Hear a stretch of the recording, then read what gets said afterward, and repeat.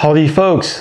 Alors, cette élection, est-ce que ça vous a plu ce live de 11 heures que j'ai fait dans un studio pro avec le Guise Baptiste Marchais et Joël de Trump Fact News?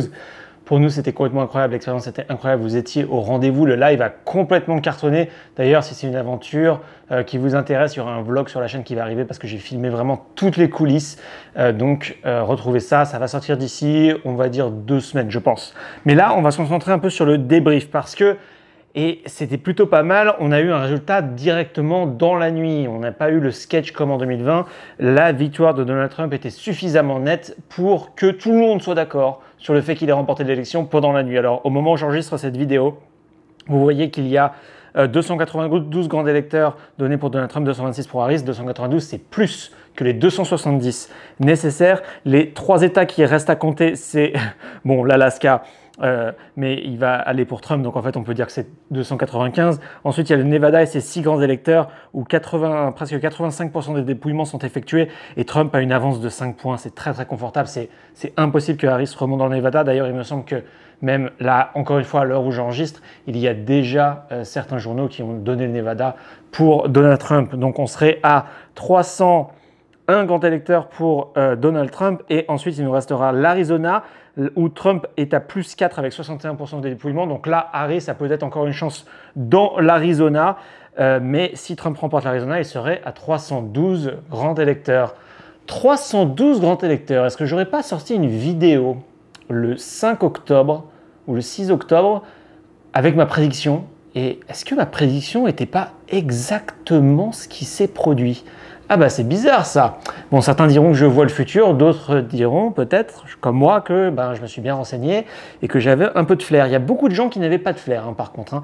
Parce que tous les gars qui disaient dans les commentaires « Oui, de toute façon, il ne gagnera jamais à cause de la triche. Oui, mais en fait, Kamala est vachement populaire auprès des femmes à cause de l'avortement. Du coup, elle va remporter l'Iowa. Et ensuite, même la Floride et le Texas vont voter démocrate. » Moi, on m'a dit « Hey, il va falloir que tu bouges du Texas parce que le Texas va passer Kamala Harris. » Alors le Texas, laissez-moi vous dire, avait voté plus 10 Trump en 2020 et a voté plus 14 Trump en 2024. C'est le cas pour tous les États clés globalement, mais même tous les États républicains sont devenus encore plus républicains.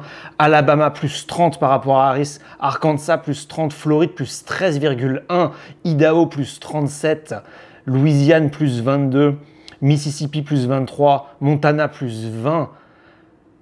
Oh là là, je continue? Oui, vous en voulez encore. Allez, Dakota du Nord, plus 36, Ohio, plus 11, Oklahoma, plus 34. On finit avec le Wyoming, plus 46. En fait, ça c'est une grosse tendance de cette élection. Les États républicains sont devenus encore plus républicains et les États démocrates sont devenus encore plus démocrates. Et en ce qui concerne les États clés, là où c'était serré en 2020, on se rappelle l'élection très serrée en Géorgie où il y avait un tout petit peu plus que 10 000 voix d'écart entre Biden et Trump. Là, la Géorgie a été remportée par Donald Trump. Ça a même été confirmé dans la soirée. Elle a été remportée par Donald Trump à plus 2,2. C'est beaucoup pour un État clé, 2,2. Je sais, vous vous dites que c'est que 2%, c'est serré. Non, c'est pas serré. 2,2, c'est clair, c'est net. Il y a suffisamment d'écart. On parle de centaines de milliers de voix. Il y a suffisamment d'écart pour qu'il n'y ait pas de possibilité de recomptage de voix ou de je sais pas quoi. C'est une victoire très claire de Donald Trump. Il n'y a aucun État où c'était très proche. Alors, par contre, ça c'est pour la présidence, mais vous savez qu'un tiers du Sénat et l'ensemble de la Chambre des représentants ont été renouvelés lors de cette élection.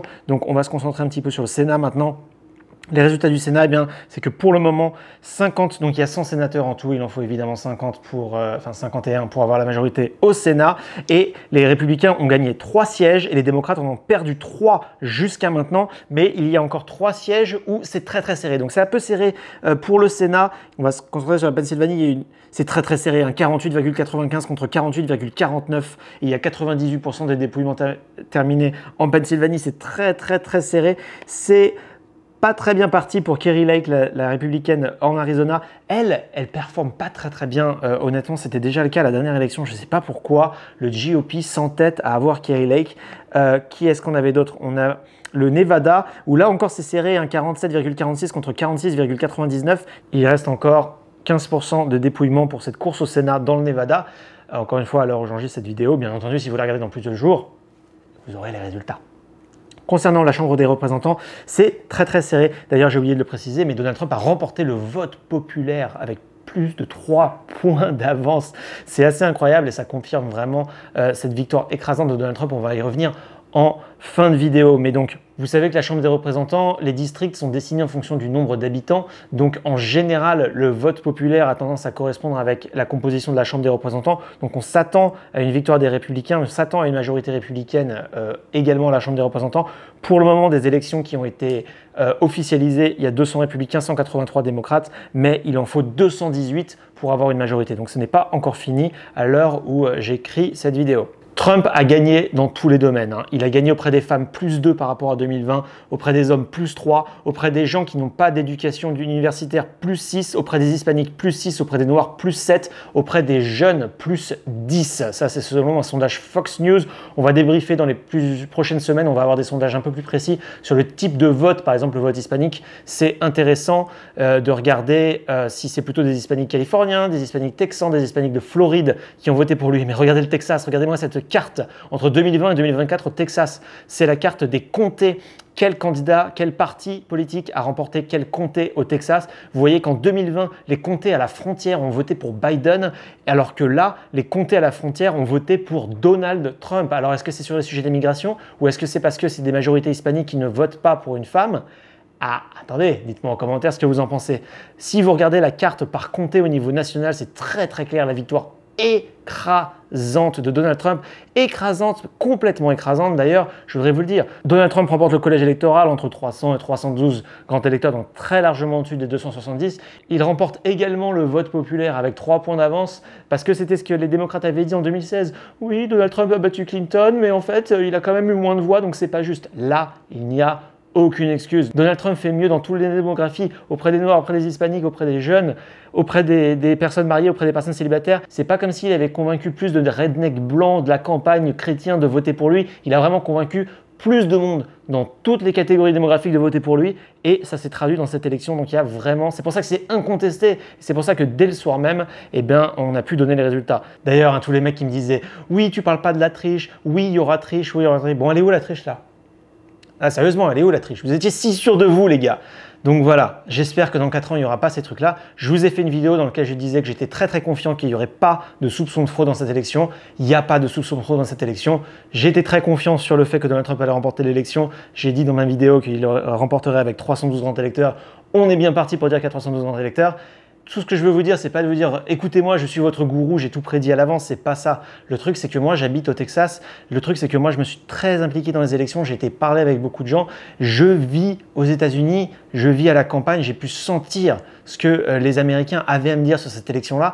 Les informations que je vous donne, c'est pas des informations qui sortent de nulle part ou qui sont relayées par des gens de mon milieu. Il n'y a pas de gens de mon milieu, je parle pas avec des journalistes, il n'y a pas d'entre-soi là où j'habite, c'est juste moi avec mon flair entre guillemets qui parle à des vrais Américains. Et donc, c'est peut-être pour ça que j'ai réussi à être plus précis que certains médias français ou certaines personnes qui ont fait des podcasts nous disant que Donald Trump allait disparaître, allait se faire complètement écraser par les démocrates. Je pense que ces gens-là vont se retrouver au chômage.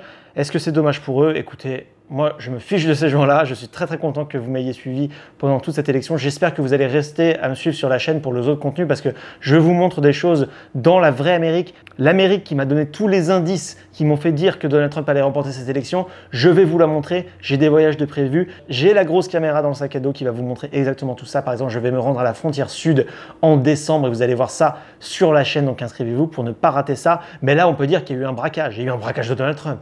Il est arrivé, il a fait un gros hold-up. Il a pris sa grosse team, Elon Musk, RFK, Ron Paul, Joe Rogan, Dana White. Ils ont fait un braquage. Mais attention, un braquage stylé, hein.